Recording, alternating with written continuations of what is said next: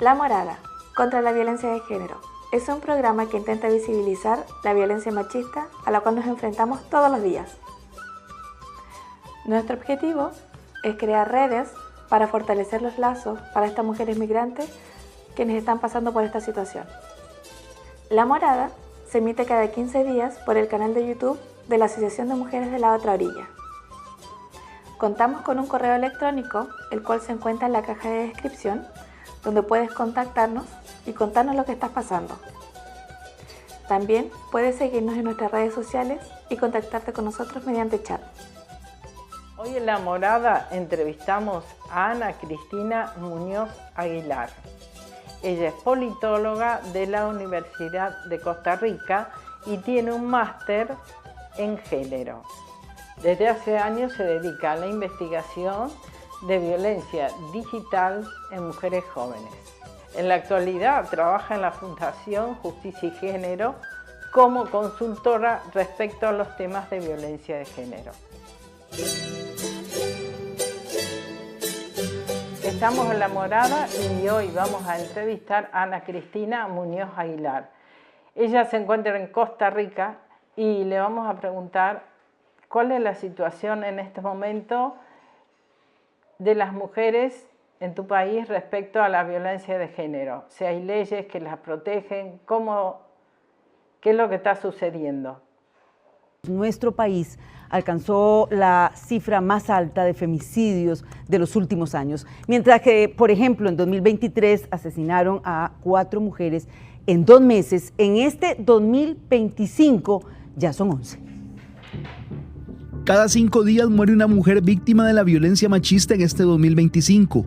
Esta ola de asesinatos por el simple hecho de ser mujer hace que estemos ante el año en que más femicidios se han reportado por las autoridades en el último lustro, como se puede apreciar en el siguiente gráfico.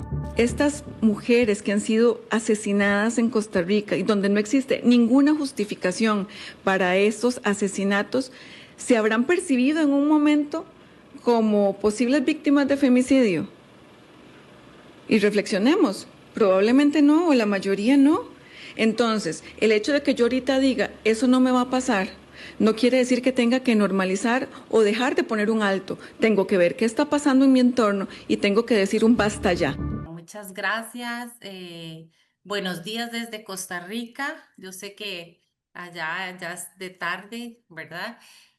Primero, muchas gracias por el espacio que nos brindan a las mujeres, porque en realidad yo creo que una voz de una mujer representa la voz de muchas mujeres, ¿verdad? Hablando.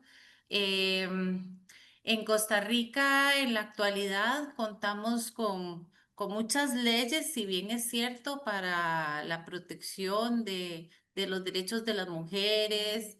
em, Estamos ahorita en una etapa muy difícil, muy crucial. De hecho, la Universidad de Costa Rica a inicios de año presentó una ponencia de alarmante la situación en las mujeres en Costa Rica a raíz de los femicidios.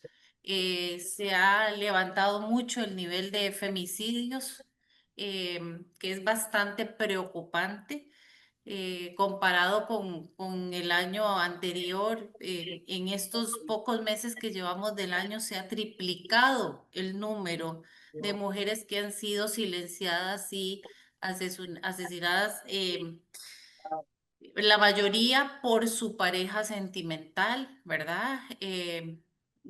Llevamos alrededor de 11 mujeres entre enero y febrero, muchas madres de niñas, niños, una niña de 15 años, una adulta mayor de 63, 65, si mal no recuerdo. Es decir, no hay un rango, ¿verdad? De edad, no hay una diferenciación, ¿verdad? Simplemente es por el simple hecho de ser mujer y por este sistema estructural tan machista, ¿verdad? En el que nos encontramos. Entonces, es una situación bastante difícil. ¿Tenemos leyes? Sí, pero la interpretación de las mismas si son en muchas ocasiones analizadas e interpretadas, valga la redundancia de la palabra, por personas o jueces que no tienen una educación en el tema de perspectiva de género o de sensibilización y concienciación, definitivamente la interpretación no va a ayudar, ¿verdad? A que estos agresores asuman sus responsabilidades y por ende la impunidad están en la impunidad, ¿verdad? Ante los lamentables hechos de violencia contra mujeres vinculados a sus parejas sentimentales, la Defensoría de los Habitantes pide respeto por las víctimas y sus familiares. Sin lugar a dudas, este tipo de violencia debe ser objeto de discusión e indignación a viva voz, como reproche ante conductas que reproducen patrones machistas, en donde la mujer es una posesión del perpetrador y creen tener la potestad de su vida o de su muerte. El año pasado, 82 mujeres murieron en forma violenta, delitos de los cuales 26 ya han sido reconocidos como femicidios y 40 faltan por clasificar, es decir, asesinatos por su condición de género en manos de sus esposos o compañeros sentimentales. Según datos del Observatorio de Igualdad de Género de Latinoamérica y el Caribe de la CEPAL, en el año 2023 un total de 11 muertes violentas de mujeres por razón de género ocurren cada día en la región. A nivel del sistema institucional, Costa Rica cuenta con un importante conjunto de herramientas jurídicas para atender y prevenir la violencia de género. Sin embargo, la cuestión preventiva está dejando mucho que desear y esta labor no es solo del Estado, sino de toda la sociedad en conjunto. Alarmante para nosotras las mujeres, que además somos madres, nos preocupan nuestras hijas, que tenemos sobrinas, que tenemos, ¿verdad? Que van, que estudian, que van a las universidades, que trabajan, porque aquí todos tenemos que trabajar, ¿verdad? Entonces, sí, todas tenemos que trabajar. Entonces, sí es bastante alarmante. Cuando leí tu reseña, he visto que has estado en España haciendo un máster. Bueno, háblanos cuando estuviste acá, hiciste el máster en género y si existe o no paralelismo entre lo que sucede en Costa Rica y lo que sucede en España respecto a la violencia de género. Definitivamente en España, comparado con nuestras zonas latinoamericanas y centroamericanas, sí hay una gran diferencia. A lo que yo pude ver y pude participar, ¿verdad? Es decir, la apertura al hablar de estos temas, yo lo siento como más fluido en España, claro está. Em, Tengo varias anécdotas, ¿verdad? Lastimosamente con mis compañeras que pueden tal vez demostrar un poquito la realidad de lo que nosotras vivimos cuando cruzamos, ¿verdad? La frontera con respecto a la violencia que se sufre aquí en nuestros países transportada a España. Por ejemplo, yo me acuerdo cuando estábamos en las clases, en el máster de género, yo les decía a ellas que a mí me tenía impresionada que yo me podía subir a los trenes, a los buses, tener mi bolso abierto, tener mi celular, porque aquí eso no es permisivo. Es decir, esa libertad no la tenemos, ¿verdad? Em, y ellas decían, pero ¿cómo? Pero aquí igual nosotros nos cuidamos, nos protegemos, pero nosotros lo vivimos a un nivel más fuerte. Es decir, salir a la calle solas en la noche, a las 10 de la noche, para nosotros es noche, allá atardece un poco más, ¿verdad? Pero eso no es ya riesgoso, ya es riesgoso, ¿verdad? Entonces, eso con respecto, digamos, al día con día, ¿verdad? O por ejemplo, los famosos piropos que uno recibe en la calle, famosos piropos entre comillas, que nosotros sabemos que eso es acoso callejero y aquí hay una ley que penaliza ese tipo de piropos, ¿verdad? Yo hablaba con mis compañeras latinas y nosotros decíamos, es que aquí no vemos esto. Allá en nuestros países sí lo vemos, ¿verdad? A pesar de que tenemos leyes. ¡Vámonos, vámonos! Ay, mamacita, qué rica. Si como lo mueves, lo bates y te embarro el cacahuate. ¿Qué dijiste, pendejo? Ándale. Te lo bato ahorita mismo. Enséñamelo y te lo bato. Ah, espérese. ¿No quieres que te dé un arrimón? Entonces, ¿para qué me gritaste? Compadre, échame la mano. ¿Qué pasó, chingón? ¿No te comes todo esto tú solito? Órale, háblale a tu compadre y hacemos un trío. Ah, señorita, ya no siga, que me lastima. Yo nomás le dije eso porque soy albañil. ¿Y eso qué? Pues tengo que hacerlo a huevo. Si no me corren. Mire, yo la verdad es que ni trabajo aquí en la obra. Nomás me contratan para si pasa una ceñito así como usted, pues yo le diga su frase, su piropo. Si no, me meto en pedos. O, por ejemplo, tenemos la ley de la penalización contra la violencia contra la mujer, sí tenemos. En España, por ejemplo, un análisis que se hizo incluso durante el máster fue la ley del solo sí es sí, que es por el tema del consentimiento. Aquí nosotras no hemos llegado a tener ese tipo de leyes, ¿verdad? En el Congreso se ha aprobado también la Ley de Libertad Sexual, más conocida como la Ley del solo sí es sí. Lo ha hecho con gran respaldo de la Cámara y con los votos en contra de PP y Vox. La libertad sexual va a ser, por fin, un derecho en nuestro país. Vamos a cambiar el miedo por el deseo. Tras 2 años de recorrido, hoy se ha aprobado en el Congreso la llamada Ley del sí es sí. En el centro de la norma, el consentimiento será elemento clave para juzgar los delitos sexuales y se garantiza una atención integral a las víctimas. Es una ley que dice que tenemos que sentirnos libres y no culpables. Y mire, si a alguien le puede pasar el corte a la señora Ayuso, querer volver a casa sin que nos agredan sexualmente no es de malcriadas. El PSOE, aunque respalda la ley, ha mostrado su descontento por haber dejado finalmente fuera del texto el castigo al proxenetismo. Es una ley que se queda corta. La prostitución debería haberse incorporado a esta ley. El PP ha criticado que la ley pone en riesgo la presunción de inocencia. Un texto jurídico parece una soflama de un programa electoral de Unidas Podemos. La norma aprobada pondrá fin a la distinción entre abuso y agresión sexual y se reconocerá también como violencias sexuales el acoso callejero y el exhibicionismo. Para Vox se trata de una ley basada en el odio al hombre. A mí me da pena no volver a oír ciertas cosas por la calle. ¿Recuerdan ese dime cómo te llamas y te pido para Reyes? O ese es un cuerpo y no el de la Guardia Civil. En el Pleno se han votado numerosas enmiendas. Finalmente ha salido adelante la que obligará a los menores que han cometido delitos sexuales a realizar formación sobre educación sexual e igualdad. La norma, que ahora irá al Senado, prohíbe también cualquier tipo de publicidad sobre prostitución y garantiza ayudas para las madres de los menores asesinados por sus parejas. Para el Ministerio de Igualdad, esta ley es un paso decisivo para cambiar la cultura sexual de nuestro país. Pero sí vemos, por ejemplo, o sí vi, incluso en las marchas, ¿verdad? Y lo analizamos y lo estudiamos, el tema de solidaridad de las redes, ¿verdad? Aquí las tenemos, pero somos más silenciadas o somos más amenazadas. Las mujeres no nos atrevemos tanto a salir.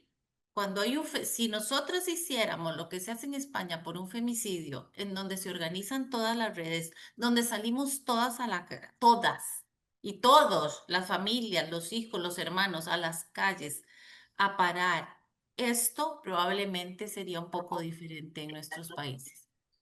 Hay un tema que he leído también, que hace tiempo que estás investigando sobre algo muy importante, que es la violencia digital respecto a las mujeres. ¿Cómo está centrada esa investigación? ¿Qué nos puedes aportar?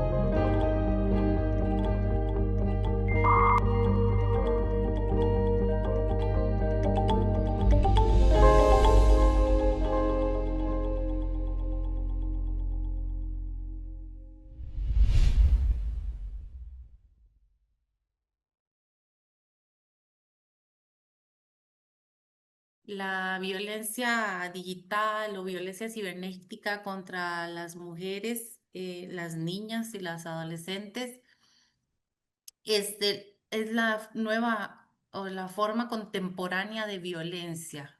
Es decir, no es un hecho aislado de la violencia que ya conocemos, es un continuum de la violencia, simplemente que se ha trasladado al mundo digital. Que dicho sea paso, el ciberespacio estamos hablando de algo inmenso, es una dimensión totalmente grande, no tenemos ni siquiera la capacidad de imaginarnos cuán grande es. Eh, a partir de la crisis sanitaria de la pandemia del COVID-19, en donde pasamos a la realidad, a la virtualidad, es donde hay un nivel exponencial de violencia digital contra las mujeres, particularmente niñas y adolescentes, ¿verdad? Esto es muy lamentable porque venimos trabajando por años tratar de cerrar la brecha digital y la brecha en tecnologías y en estudios de las mujeres en las carreras, lo que se conoce las carreras STEM, ¿verdad? Ciencia, tecnología, ingeniería y matemáticas. Y más bien esto hace que se abra aún más esa brecha. Em, en el campo, digamos, de manifestaciones, como se da la violencia, son mil formas de manifestación de violencia, desde discursos de odio, desde utilización de imágenes sin consentimiento, desde amenazas, extorsiones, publicaciones en redes, exclusión, ¿verdad? En grupos. Hasta incluso la manera en cómo ahora las poblaciones jóvenes hacen uso de las redes sociales y donde se replican los estereotipos, ¿verdad?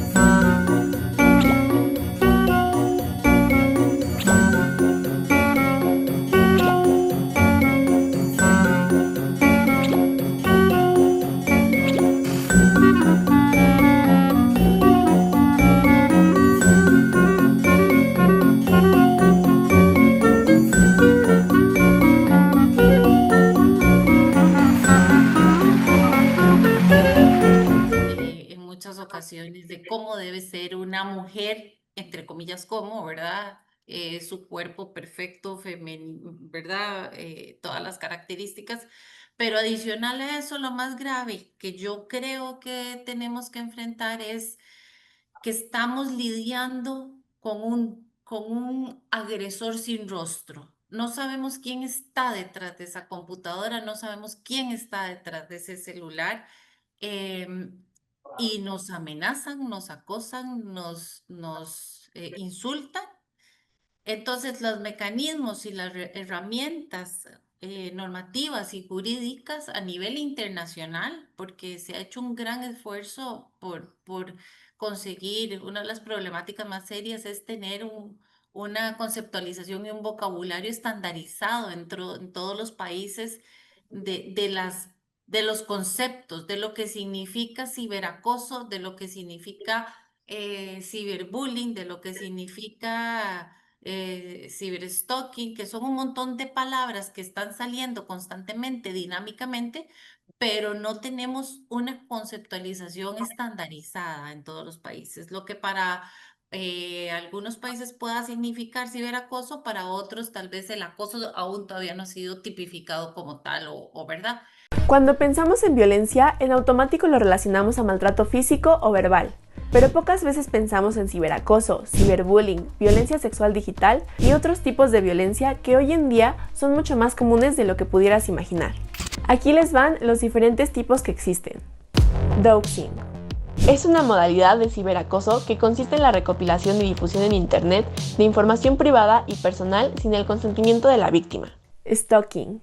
Consiste en actos de hostigamiento intenso en todos los sentidos, llevados a cabo de forma repetida e insistente, a través de redes, correos, mensajes, comentarios o llamadas, con el objetivo de molestar, amenazar o intimidar. Zoom booming. Es una modalidad en la que usuarios no invitados entran a sesiones de videollamadas para interrumpir encuentros o conversaciones compartiendo contenido inapropiado. Los hackers coordinan estos ataques para transmitir mensajes de índole racista o sexista en espacios que deberían ser seguros, como un salón de clases o una junta de trabajo. Ciberbullying. Se trata de una dinámica de abuso, generalmente dentro del contexto escolar, que consiste en molestar e intimidar a las víctimas mediante el envío de mensajes, la publicación de fotos o videos vergonzosos o la difusión de rumores a través de redes sociales, grupos de WhatsApp o mails. Además de estos que les acabo de mencionar, también existe la violencia sexual por Internet. Aquí me gustaría aclarar que aunque tanto hombres como mujeres pueden ser víctimas, somos nosotras las que sufrimos más de esto. Las modalidades de violencia sexual son las siguientes. Grooming. Es una modalidad utilizada por abusadores sexuales que consiste en contactar a las víctimas por medio de una identidad falsa y luego ganarse la confianza para conseguir imágenes íntimas, conversaciones de contenido sexual o información comprometida. Después, amenazan a las víctimas con la difusión de este contenido. Difusión de contenido íntimo sin consentimiento. Se trata de todo aquel contenido íntimo, sobre todo derivado del sexting, que se comparte a través de redes sociales, grupos de WhatsApp o cualquier otro tipo de plataforma sin consentimiento. Trata virtual. Es una modalidad de violencia sexual en línea que consiste en la creación, producción y difusión de contenido íntimo sin el conocimiento ni el consentimiento de las víctimas. Estas imágenes o videos pueden ser tomados por cualquier persona a través de hackers o cámaras escondidas en hoteles o diferentes lugares. Este contenido no solo se comparte, sino que también se comercializa de forma masiva en grupos online, plataformas y redes sociales. Si no me envías más dinero como habíamos quedado, compartiré tus fotos por internet y etiquetaré a todos tus amigos y familia. Confía en ti, no me hagas esto. Dijiste que no se los compartirías a nadie. Ya te mandé todo el dinero que tenía. ¿Qué hacer?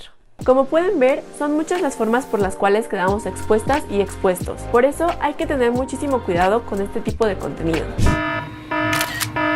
En el caso del sexting, se recomienda que nunca se nos vea la cara, no realizarlo mientras estemos conectadas a una red Wi-Fi abierta y tener mucho cuidado con las contraseñas de nuestros dispositivos.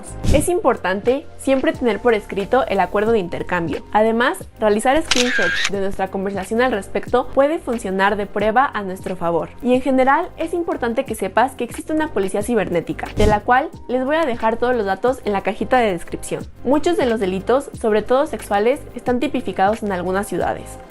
Entonces, nos encontramos ante un panorama bastante difícil, ¿verdad?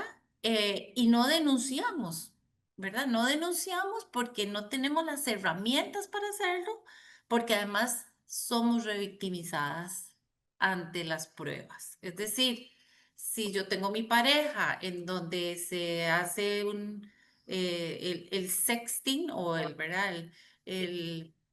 Eso es una práctica que se hace en parejas. Eso no, la problemática de un sexting es cuando esa pareja hace uso de esas imágenes o esos videos o esas conversaciones y son publicadas y ya se convierte en una sextorsión, ¿verdad? Entonces ya vamos a otra dimensión. ¿Y qué es lo que pasa con las mujeres? Que no denunciamos o porque nos sentimos culpables, nos sentimos sucias, nos sentimos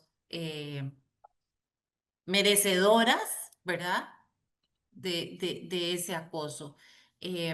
Adicional, las herramientas legales, ¿verdad? Volvemos al mismo tema. Si yo tengo que ir a poner una denuncia ante una instancia y la persona que va a recibir mi denuncia me va a abrir mi perfil, me va a abrir mi celular y me va a culpabilizar, ¿verdad?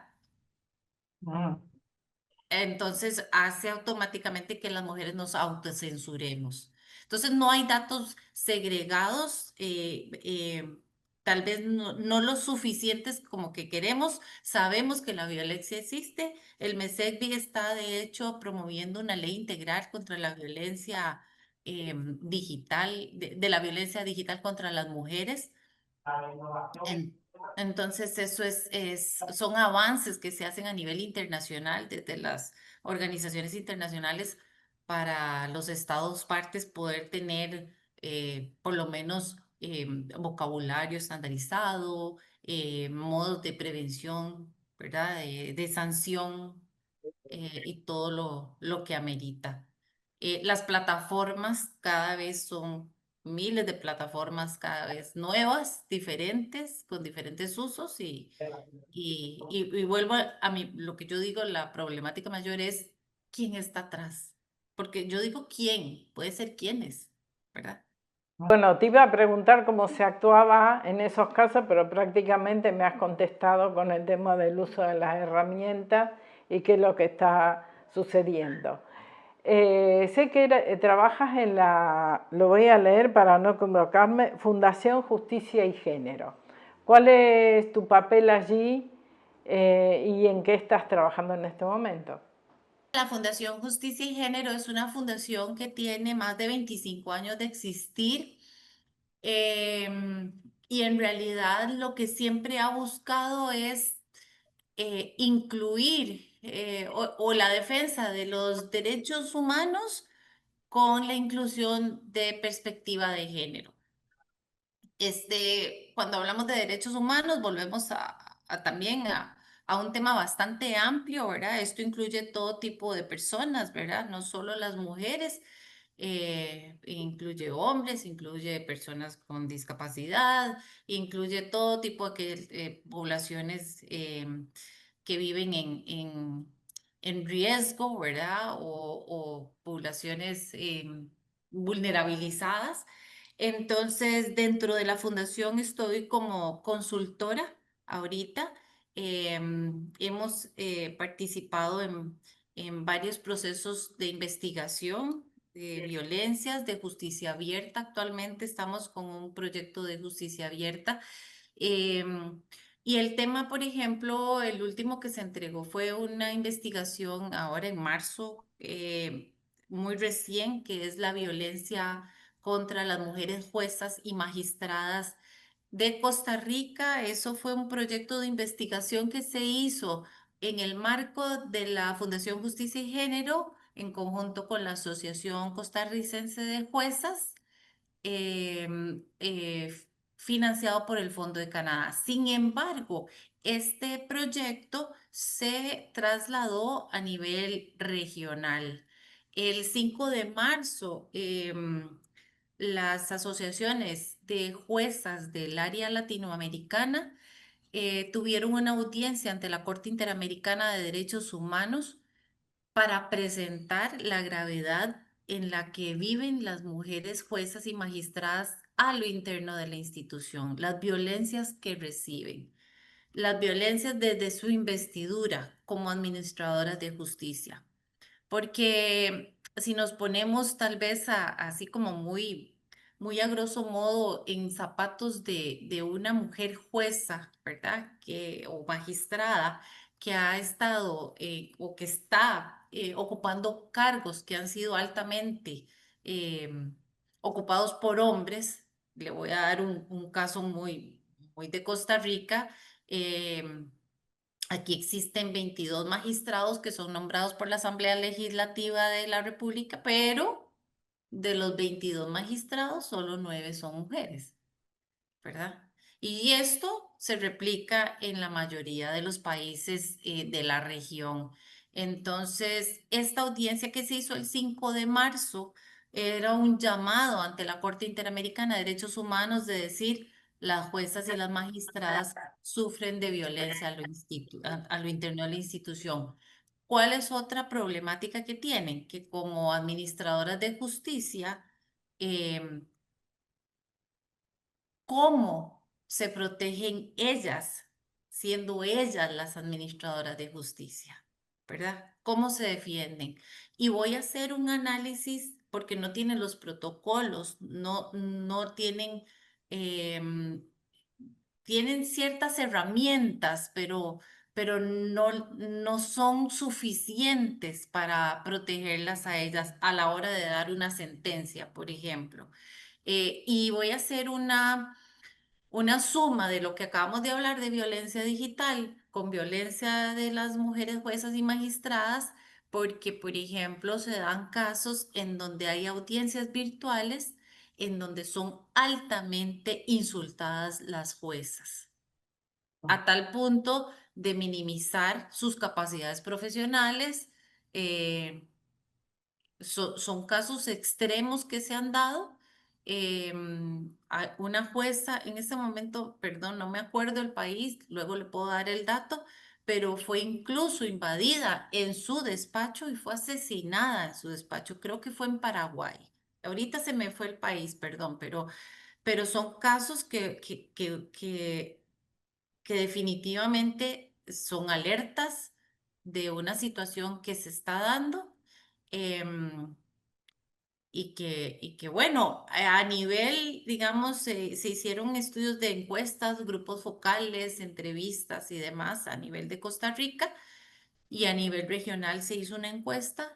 Es un estudio que todavía no ha sido publicado por el Fondo de Canadá porque es muy reciente, pero sí fui parte del equipo consultor. Entonces, em, es lastimoso, ¿verdad? El que nuestras defensoras sufran de violencia, ¿verdad? Eso es hasta clase que suena como hasta un poco irónico, pero sí sufren agresiones sexuales, sufren acoso, sufren violencia, sufren todo tipo de violencia en realidad, a lo interno de la institución. Yo tenía una serie de preguntas, pero bueno, me las he ido contestando.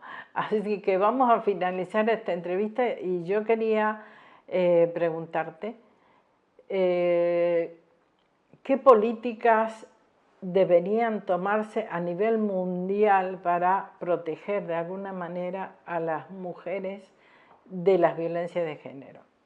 Yo diría que para poder llegar a generar políticas, claramente necesitamos lo que venimos haciendo, pero ojalá un esfuerzo triplicado o incluso a la enésima, que es la concienciación, la sensibilización, la educación, ¿verdad?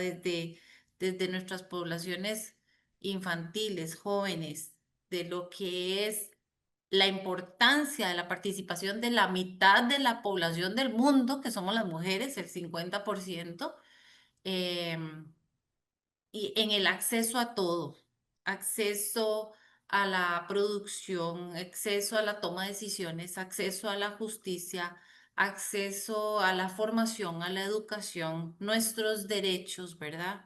Entonces, en cuanto a nivel de política, yo creo que el acceso a todo, a nuestros derechos principalmente. Es decir, existen derechos implementados, pero ¿cómo es posible que teniendo nosotros el derecho a la vida, a vivir una vida libre de violencia, nos estén matando?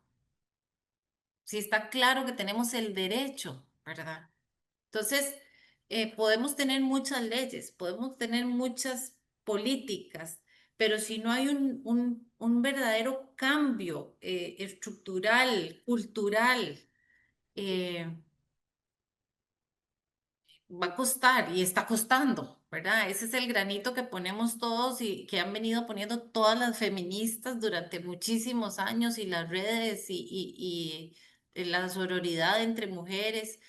Em, pero definitivamente necesitamos trabajar en estas culturas para eliminar esta estructura machista, patriarcal tan fuerte que tenemos encima. Es un techo que nos está día con día nos está aplastando.